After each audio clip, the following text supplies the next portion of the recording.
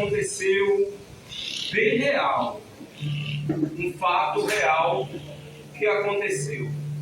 E, se não me falha a memória, tem entre 15 ou até um mês que eu estive aqui, e eu falei, eu não sei se todos aqui estavam, pelo menos alguns eu estou vendo aqui presente, aproveito para também ficar feliz com a presença aqui do evangelista, e a gente se encontrou aqui, ele me pediu para passar até um recado, o recado foi atendido, mano, glória a Deus. Então, irmãos, eu estive aqui entre 15 ou 20 dias, ou um mês, quero dizer, e eu falei aqui sobre notícia, né? Que a notícia, ela causa um impacto. E essa notícia, irmãos, ela foi tão real, ela foi tão verdadeira, ela foi tão miraculosa, foi tão milagrosa, que essa notícia foi escrita em 3 lugares na Bíblia, irmão. O próprio Isaías, no capítulo 38, que nós lemos em apreço, também foi escrito no livro de 2 Reis, capítulo de número 20, mas também 2 Crônicas, capítulo de número 32. Sabe por que isso foi escrito, irmão? Para que as pessoas relembrassem, porque existem fatos históricos, seja ele bom ou ruim, que a notícia, ela percorre até 3ª ou 4ª geração. Quem se esquece do dia 11 de setembro, lá nos Estados Unidos, nas Torres Gêmeas? Não é verdade, irmão? A gente não esquece, porque tem notícia, tem fatos e casos que deixa a gente mesmo perplexo, e ela vai se estendendo de geração a geração. E a mesma coisa, irmão, acontece conosco. Se lembra que eu contei aqui da picada da cobra?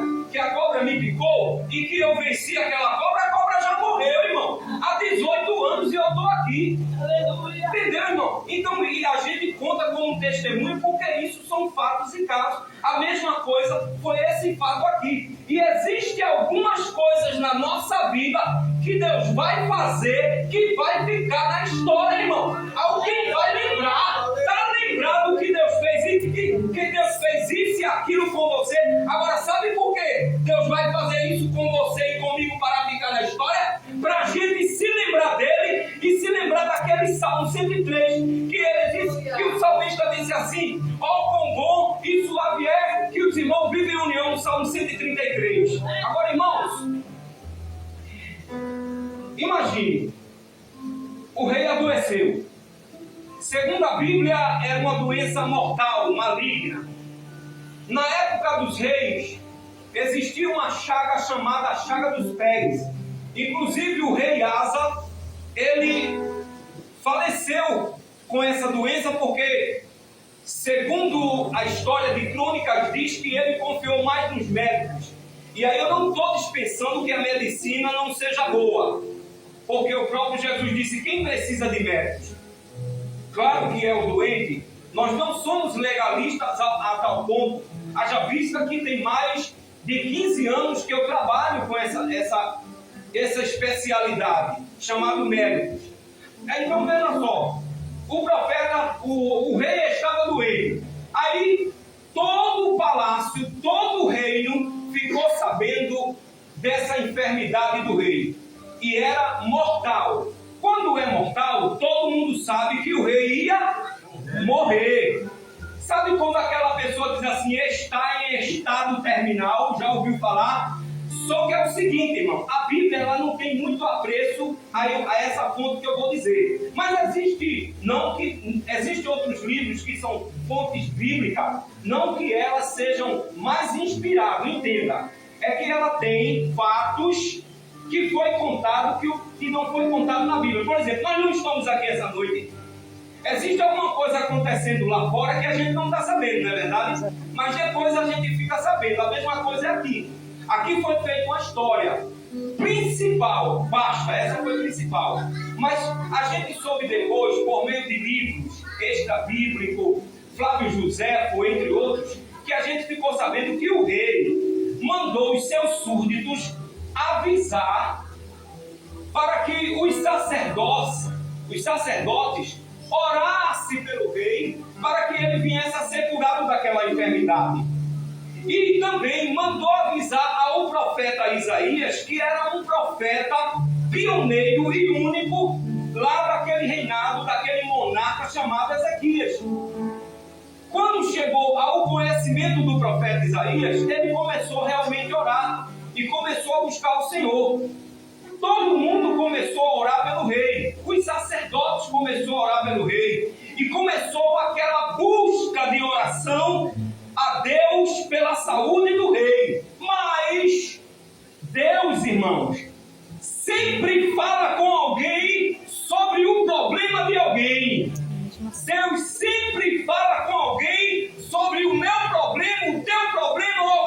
Pode ficar certo que quando chegar na hora certa, a respeito do seu problema, ele vai levantar um profeta ou uma profetisa e vai lhe dizer como é que deve fazer. Ele sempre tem uma resposta e ele sempre tem um caminho. Sabe com quem Deus não fala, irmão? Deus não dá resposta a rebelde e ainda dá repreendendo ele, mandando ele entrar pelo caminho perfeito. Aí o que é que acontece? As histórias contam que 3 dias depois que o profeta Isaías ficou sabendo da notícia, Deus diz ao profeta: levanta e vai lá. Levanta e vai lá na casa do rei. Aí lá vai o profeta. Lá vai o profeta para a casa do rei. Aí avisaram: o profeta Isaías está vindo aí, rei, te visitar. Ele disse: abre os portões do palácio, porque aí vem resposta de Deus. Aleluia! Abre o portão do palácio, porque aí vem resposta de Deus. E por quê? Porque o rei sabia que Isaías tinha uma intimidade com Deus. E que lá no profeta vinha a resposta de Deus. E como o rei estava otimismo, porque quem está doente quer?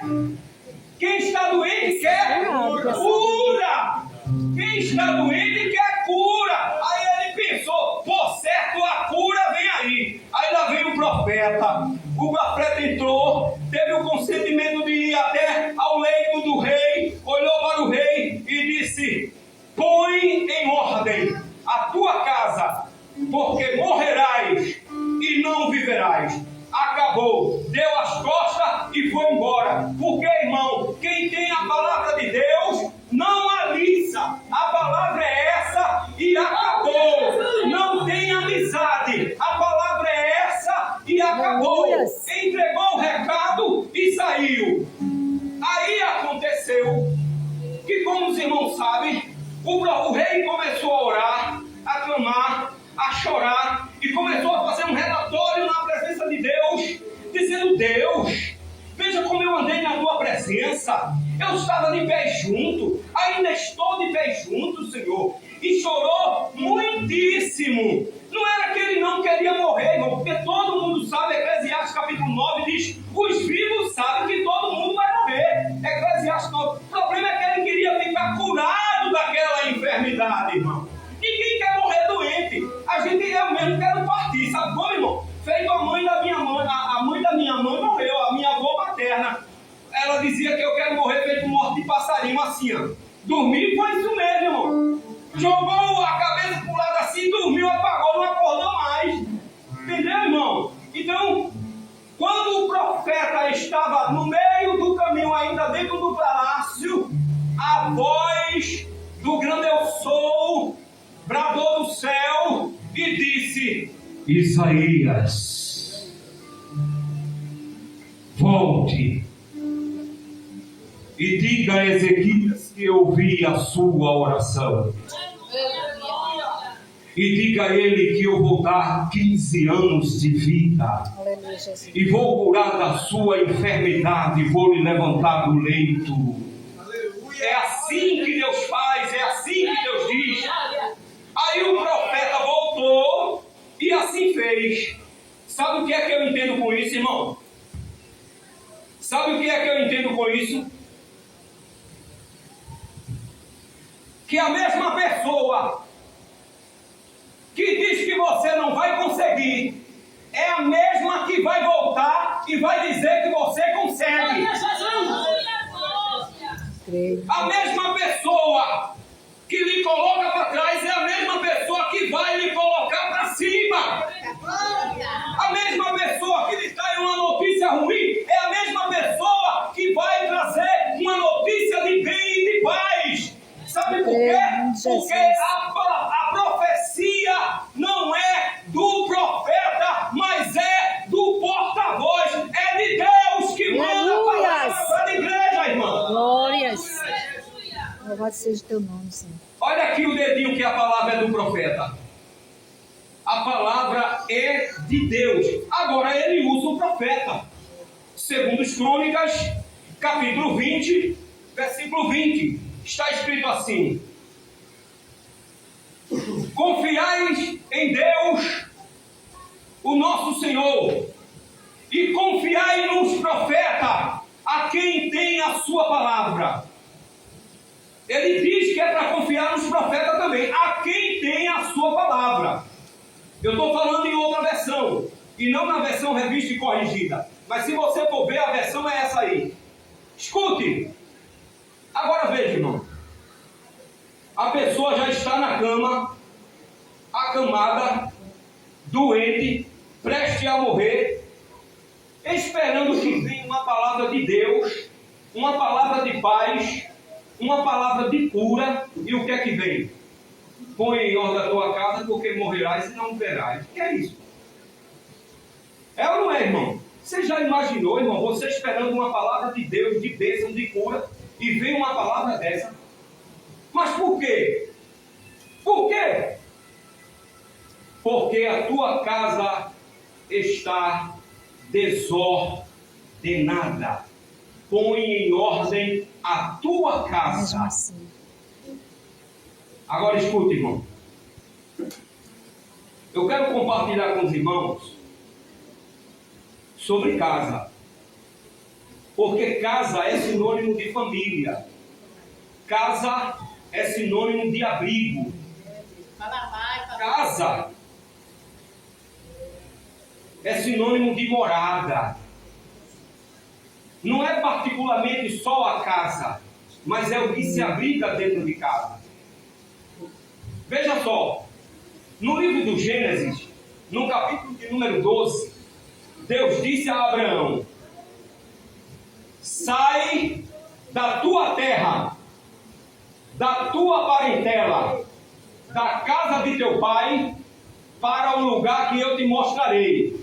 Gênesis capítulo 12, Deus disse a Abraão: sai da tua terra, a terra é tua, Abraão. Da tua parentela, a parentela é tua, Abraão. Da casa de teu pai, mas a casa é do teu pai, não é tua. E agora? E agora? Agora em Gênesis, capítulo de número 15, na altura do versículo 3 e 4, Abraão está alcançado em idade e está falando com Deus sobre o mordomo Eliezer, porque ele não tinha filho. Aí ele vai e diz assim: Senhor, com quem eu vou deixar a minha casa? Agora Abraão tem casa. Agora Abraão tem casa. E nessa noite, irmãos, eu trago, se eu for aplicar em assunto temático, eu diria que essa mensagem expositiva, ela tem o seguinte tema. Repita comigo: três cuidados. Peraí, poderia ficar melhor, para Deus. Porque igreja não é teatro, igreja é ensinamento. Apesar que o doutrinador da igreja é o pastor. Eu estou pregando a palavra de Deus. Doutrina é com ele, ensinamento pode ser com qualquer um. É assim, pastor? Doutrina é com ele, mas ensinamento pode ser com qualquer um. Escute, repita comigo: três cuidados de Deus para a sua casa. Três cuidados de Deus para a sua casa. E nesta noite eu quero compartilhar com os irmãos três cuidados de Deus para a sua casa. Irmão, você sabia que Deus... Tem gente que fala na sociologia, né, de Karl Marx, né? Karl Marx não entende de sociedade, irmão. Quem entende é Deus. No livro de Jeremias, no capítulo de número 29, livro de Jeremias, no capítulo de número 29, o povo, irmão, tinha sido levado preso para a Babilônia. Aí o que foi que aconteceu?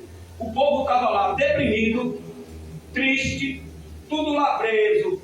Aí Deus foi e disse a Jeremias: tu não pode ir lá, mas escreve uma carta pela mão de Baruque, ou Baraque, e envia para lá. Aí Jeremias foi, escreveu uma carta e mandou para lá. Uma carta que Deus mandou escrever para ele. Veja só, irmão, o que foi que Deus mandou escrever? Jeremias 29:4. Assim diz o Senhor dos Exércitos, o Deus de Israel, e todos os que foram transportados, que eu fiz transportar de Jerusalém para a Babilônia. Edificai casa, e habitai-as, plantai jardim, comei do seu fruto, tomai mulheres e gerai filhos e filhas. Tomai mulheres para vossos filhos, e dai as vossas filhas a maridos, para que tenha filhos e filhas. Multiplicai-vos ali, e não vos diminuas. Vocês estão entendendo, irmão? O que é que Deus está dizendo? Por que vocês estão tristes aí em Babilônia? Por que vocês estão presos? Vocês têm que criar família. Façam família, se casem, multipliquem Israel. Por que vocês vão se diminuir? Porque vocês estão aí? Deus mandou, irmão, que o povo de Israel crescesse, se multiplicassem, casassem e fizessem família. Está escrito, irmão, porque Deus, ele é sociólogo. Agora veja, irmão, quando Deus, ele manda Israel entrar dentro da terra prometida, em Deuteronômio, capítulo de número 18, ele dá um regimento interno. Ele disse: quando vocês entrar lá na terra que manda leite e mel, não façam de acordo com os costumes daquele povo, porque são um povo pagano. Vocês não vão ter contato com os espíritos dos mortos. Vocês não vão se envolver com adivinhos. Vocês não vão se envolver com prognosticadores. Então, o Senhor, ele dá um regimento interno para o povo de Israel que vai habitar na terra de Canaã, a terra que mana leite e mel. Agora, quando chega em Deuteronômio, capítulo de número 7, e o versículo de número, irmão, Deuteronômio, capítulo de número 7, e o versículo de número 26, veja só aqui, irmão, Eclesiastes, capítulo 7, e o versículo de número 26, Deuteronômio, sim, gado jovem, Deuteronômio, capítulo de número 7, versículo de número 26, olha aqui: não meterás ou colocarás com muita força, com muito ímpeto, não meterás, pois, abominação em tua casa, para que não sejas anátema, assim como ela, de tudo a detestarás, e de tudo abominarás, porque anátema é. Sabe o que é que Deus está dizendo? Não coloque coisa anátema dentro da tua casa. Sabe o que é, irmão? O Senhor disse: abominação é. Está vendo? Não colocarás, pois, abominação. Sabe o que é abominação? Abominação é uma palavra hebraica que é... Eu até coloquei aqui, porque são tantas informações. Toebá. Essa palavra toebá significa nojo. Alguma coisa nojenta. Aquilo que você faz, eca. Isso é para Deus abominação. Aquilo que Deus diz, eca, aquilo que causa náusea no Senhor, é uma abominação. Então Deus quis dizer: não coloca coisa nojenta dentro da tua casa, porque anátema é. Anátema, os irmãos sabem que é maldição, não é isso? Então, uma vez que a pessoa, irmão, coloca abominação dentro da sua casa, a casa fica abominável, a família fica maldita, e o que é que resulta? Resulta em morte. Então, 3 situações que Deus nos avisa para... 3 cuidados que Deus nos avisa para a nossa casa nesta noite. Primeiro, cuidado com o que entra na tua casa. Primeiro, cuidado com o que entra na tua casa. Alguém aqui, principalmente os mais antigos, já foi orar alguma vez e já sentiu a oração sendo impedida, irmão? Alguma coisa atrapalhando a oração? Já notou que às vezes um peso, você diz, rapaz, tem alguma coisa errada aqui. Uma vez, a minha esposa ganhou um presente e não é nenhum espírito aqui de soberba dizer o que eu vou dizer. Eu gosto muito de orar pela madrugada. Entre 2, 3 horas eu estou ali na frieza das caladas da noite. Eu gosto de orar de madrugada primeiro porque eu perco sono, alguma coisa me acorda e a filha é pequena. Eu fico mais perto do trono. Aí o que é que acontece? Eu senti alguma transcendência pesada dentro da minha casa. Tem alguma coisa errada aqui. Só que eu não sabia desse presente que ela tinha ganhado, ou ganho. Eu disse, tem alguma coisa errada aqui. Tem alguma coisa errada aqui. Eu tentei orar de novo, aquele peso continuou. Eu disse, meu Deus, o que está acontecendo? Era inclusive um inverno, um período de inverno. Eu não lembro se era mês 6, mês 7, era um período de inverno. Eu disse, tem alguma coisa errada. Eu nunca senti alguma força negativa, uma força quântica negativa impedindo a oração. Quando eu olhei assim, irmão, lá em casa, a gente tem uma mesa chamada mesa americana. Os irmãos sabem que mesa americana, a casa que tem mesa americana, não tem aquela parede que divide para a cozinha, né? Normalmente é aberta, tem a mesa, aí quem está na sala vê a cozinha, quem está na cozinha vê a sala, e tem umas croicas que clareia assim a mesa de mármore, né? Porque na refeição à noite acende e clareia assim. Então, nós estávamos, aí eu acendo as croicas, deixo tudo apagado e deixo só a croicazinha acesa.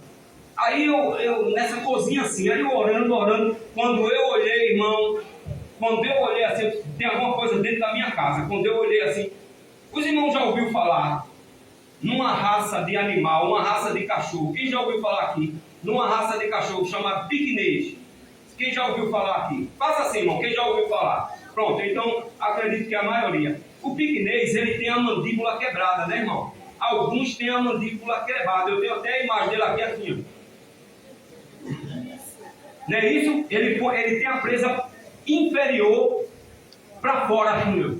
Quando eu olhei, irmão, um bonequinho de pelúcia, um piquinês assim, ó, pro meu lado. E detalhe, viu? A croica, aquele bonequinho de pelúcia, parece que eles colocam nos olhos um botão bem trabalhado, né? Que clareia, né? A luz da croica, irmão, batia nos olhos daquele cachorro, chega, clareava. Parecia um fogo. Aí quando eu olhei, eu disse, sangue de Jesus tem poder. Mas não é possível, né? Esse animal aqui não. Isso é um brinquedinho de pelúcia. Não é possível, né? Ele não. Aí fui orar, aí o peso na oração. Eu disse, não é possível. E aquele negócio começou a dizer, é esse boneco. É esse boneco. É esse boneco. Não coloque coisa dentro da sua casa. Olhe primeiro o que você está botando dentro da sua casa e de onde vem. Aí o que é que acontece? Eu disse, bom, vai ser você mesmo. Todo cachorro tem uma cauda, né? Um rabinho, né? Peguei pela cauda, vem cá, abri a janela, a minha casa fica de frente para a rua. Eu, em nome do Pai, em nome do Filho e em nome do Espírito Santo. Pastor, esse bonequinho voou. Esse bonequinho voou, é a força tão grande na velocidade da força do Espírito Santo, que ele atravessou uma metade de uma rua, caiu lá numa poça d'água. Aí, como é de pelúcia, coitadinho, foi feio, irmão. Você já viu aqueles cachorros todo molhado, irmão, como fica feio? O problema foi como era que eu ia me acertar com uma patroa. O problema foi como era que eu ia me acertar com uma patroa. Irmão, olha, eu tenho o costume de dizer que a esposa, ela é uma testemunha suspeita, porque ela é esposa. Alguém pode dizer, não, ela é assim, mas está ela aí que não me deixa mentir. Eu digo a ela, eu lhe dou a liberdade de você dizer, ou você está mentindo, como ela é uma mulher sábia que eu conheço, é só 43 anos que eu estou com ela somente, só 43, desde 1983, some aí, que eu estou com ela. Então, como eu conheço, ela tem, não é que a gente não somos falhos, mas ela é uma mulher sábia, eu sei que ela ia saber dizer, não, você não está mentindo, mas talvez você esqueceu que é assim. Então, eu dou a liberdade a ela para ela me repreender, ou pelo menos me lembrar. Toda vez, irmão, que eu estou na rua, sou eu que tiro as fotos das roupas dela. Quando eu olho para o manequim, eu disse a ela todinha, eu tiro a foto e mando para ela. Veja se essa foto é boa para você. Veja se essa roupa aí, como nós temos bom gosto, ela filho, é esse mesmo, compra essa roupa para mim. Normalmente eu tiro a foto no manequim e mando o desenho para ela do vestido. Ela gosta, pede para eu comprar. Aí eu sabendo que eu joguei o cachorro, eu disse, já fui atrás do manequim, irmão, por aqui, ó. Já fui atrás do manequim, aí eu vi, tirei uma foto para ela, ela disse, gostei desse vestido, mas quando chegar em casa eu quero saber sobre um presente que eu ganhei. Eu disse, em casa eu não deve. Quando eu cheguei em casa, disse, minha filha, olha, eu não vou mentir para você. Eu estava sentindo um peso. E eu senti de Deus que foi aquele animal. Quem foi que lhe deu esse animal? Aí ela disse, fulana de tal. Aí eu disse, e fulana de tal vive aonde? Na casa de Baal, na casa de Jezabel. Eu disse, cadê o animal? Ainda está na lama? Tá, busca ele, abre ele. Ainda bem que aqui tem dentro. Ah, meu irmão. Ah, meu irmão. Vigia, crente! Em nome de Jesus! Glória ao nome do Cordeiro! Vê o que tu estás recebendo dentro da tua casa, crente! Porque eu vi um pastor dar um testemunho que alguém se levantou e bateu uma foto dele ali pregando. Ele disse até que pensou que aquela foto era porque ele estava pregando e alguém estava gostando, mas pegaram aquela foto do pastor e levou para fazer um trabalho, irmão. Se está saindo, porque tem. Eita, Jesus. De lá para cá, a gente nunca mais recebeu o presente de todo mundo e temos que saber de quem. Aleluia! Mas quem deu é crente, mas eu tenho que saber que tipo de crente e qualidade de crente é. Sabe por quê? O joio está no meio do trigo e Mateus capítulo 13, versículo 38, diz que o joio é filho do... Quem tem Bíblia sabe. Filho do maligno. Então, primeira coisa, cuidado com quem entra na tua casa. Eu estava, pastor, dando discipulado para mais ou menos umas 28 pessoas, entre homens e mulheres. Inclusive, minha esposa, na ocasião, foi uma das minhas alunas, porque eu me converti primeiro do que ela. Então, nós estávamos num ambiente assim, com cadeiras, e a gente passando o discipulado. Tinha uma mulher, uma senhora convertida, com uma camisa, irmão, uma blusa normal de mulher, estampada, com as florzinhas aqui de lado, mas aqui estava estampado um letreiro em inglês, assim, I am faithful forever. Estava estampada aqui, ó. Você se lembra disso, Josiane? Não foi verdade naquela tarde? Quando eu olhei para a blusa da irmã, uma blusinha cremezinha, irmão, com as florzinhas de lado e o nome em inglês, I am faithful forever. Eu disse, irmã, Pai do Senhor, ela meio, eu disse, camisa bonita, irmã, estampada? A senhora comprou aonde? Quem me vendeu? Ela disse, foi lá, em tal lugar. Eu disse, foi. A senhora se importa eu dizer o que está escrito aí? Ela disse, não, fique à vontade. Eu disse, está escrito aí, irmã, em inglês, eu serei feiticeira para sempre. Ela disse, o quê? I am, eu sou, ou eu estou, eu sou feiticeira, ou macumbeira, forever, para sempre. Ela disse, isso está escrito aqui, eu disse, tá. Ela disse, pastor, eu era na ocasião auxiliar, ela disse, eu vou em casa agora tirar ela. Eu disse, vá-se embora, não somente tire, queime, rasgue, pise. Cuidado com quem entra na tua casa. A Bíblia diz em Josué capítulo 9 que o gibeonita num instante soube tapear Josué. E a Bíblia diz que Josué não consultou a Deus. Eu só vejo gente, é muito bom receber presente A, presente B, cuidado. Cuidado que vem coisa embutida no presente. Quem foi que soube que esses dias alguém, uma senhora, foi até detida ela comprou doce de chocolate e enviou para umas crianças envenenar, envenenou a criança, envenenou a mãe. Quem soube disso? Cuidado, irmão, que o ser humano é complexo, é malicioso. Cuidado com o que entra na tua casa, irmão. Cuidado com os pratinhos de feijão, de arroz, sei lá de quê. Você se lembra de Raquel? A mulher de Jacó? Sim.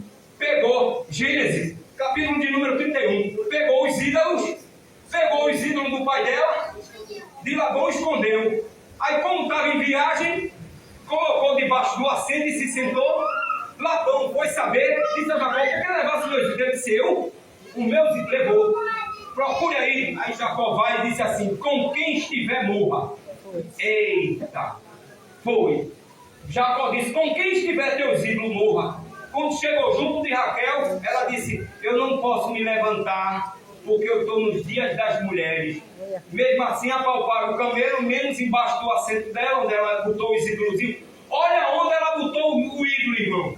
Debaixo do assento dela, maldição. Ela se assentou em cima da maldição, atingiu o ventre dela. Em Gênesis capítulo 35, Raquel morre de quê? De parto de Benjamim. Irmão, essas pragas que entram dentro da casa do crente, tem força, irmão. Se o crente não vigiar, não estiver ligado no sangue todo da promessa do cordeiro, essas coisas pega, irmão. Pega não, pega, eu mostro que pega se você não estiver na aliança. Aí, irmão, o que é que acontece? O segundo cuidado, para a gente concluir, não mostre tudo que tem dentro da sua casa. Não mostre tudo que tem dentro da sua casa.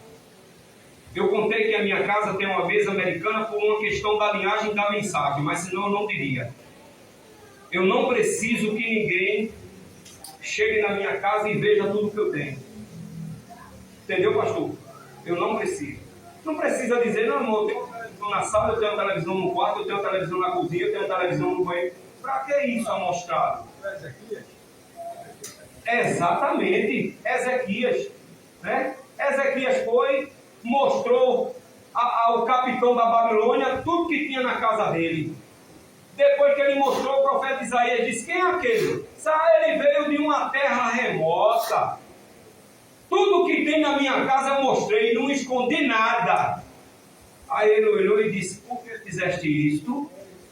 Dias virão que tudo que tem tesourado no teu tesouro será levado por esse povo. Está vendo, irmão? Não mostre tudo dentro da sua casa. Olha, irmão, eu tenho um negócio comigo. Quem for na minha casa um dia vai ver. Eu gosto de deixar a frente da minha casa toda feia, sabe? Não gosto de embelezar demais minha casa, não. Tem gente que vai lá em casa, pastor Eduardo, quando entra, diz, poxa, o que foi, irmão? Muitas pessoas já disseram isso muitas vezes, a minha era. Rapaz, tua casa por dentro não é o que se vê por fora, é claro. É claro, por fora é feia. Entendeu? Por fora é feia. Não é tão bonita, mas quando entra, vê outra coisa. Quando entra, vê outra coisa. Muita gente já disseram assim, rapaz, ela é bem arrumadinha por dentro, mas por fora, Pois é. Entendeu, irmão? Isso é uma coisa minha, pessoal. Irmão. Não estou querendo dizer que o irmão deixa a casa de vocês de fora feia, não. Tá? Isso é uma tática. Isso é uma tática pessoal. Então, irmão, agora, para terminar, por último, o terceiro cuidado, eu vou fazer questão que alguém aqui leia. O primeiro cuidado é cuidado com o que entra na tua casa. O segundo cuidado é cuidado com quem tu mostra dentro da tua casa. Mas esse terceiro cuidado, irmão, eu vou fazer questão que alguém leia. Com ordem e decência. Provérbio 25, 17. O que é que diz? Provérbios 25, 17. O que é que diz? Pela longanimidade se persuade o príncipe, e a língua branda quebranta o próximo. Provérbios 25, 17. Não ponhas muito os pés, não ponhas muito os pés na casa do teu próximo. Certo. Para que esse não enfade de ti e passe a te odiar. Está vendo o que eu falei sobre linguagem de Bíblia? Veja aí. Veja aí. 25, 17 diz assim: retira o pé da casa do teu próximo, para que se não enfade de ti e te aborreça. Mesmo assim. Tem gente que quer estar socado dentro da casa das pessoas. Terceiro cuidado para a tua casa: retira o pé da casa do teu próximo. Rapaz, tem dia que o dia amanhece, a pessoa toma um banho e vai tomar café na casa do vizinho. Ah, mas ele é meu irmão, ela é minha irmã, e qual o problema? Vai sair assunto que não vai agradar a Deus. Olha, eu estou vendo o jeito, ó. Eu estou vendo o jeito aí, ó. Irmão. Provérbio 25, 17. Vá na casa do seu irmão, visite seu irmão, cante um hino com ele, ore com ele, mas direto, irmão, direto. Começa a sair, irmão, assunto pessoal, vai tendo intimidade. Daqui a pouco, irmão, a pessoa está no bolo. E sabe como é o ingrediente do bolo, irmão? Ingrediente do bolo: fala, ouve, fala e ouve particularidade, se mete em conversa alheia, levanta fofoca e comentário, vai saindo brincadeira de mau gosto, é ou não é, irmão? Sim. Liberdade vira libertinagem, é ou não é, irmão? Sim. Aí daqui a pouco vai tendo uma enfadonha, vai saindo um comentário, um boato, aí daqui a pouco sai uma mal conversa, só sabe onde essa conversa saiu? Lá na casa do irmão fulano. É forte. Tire o pé da casa do seu próximo. Vá visitar seu próximo, mas não fique com frequência lá dentro da casa dele, não. Tome cuidado. Amém, irmão? Amém. Então, não estou dizendo aqui, escute, irmão, a melhor coisa do mundo é a gente ter a mente de Cristo. Ter sabedoria. Não é impedindo que os irmãos visitem. Não é estar socado na casa dos irmãos. Então, que Deus abençoe. Foi essa palavra que eu trouxe essa noite para esta congregação. Oliveira verdadeira.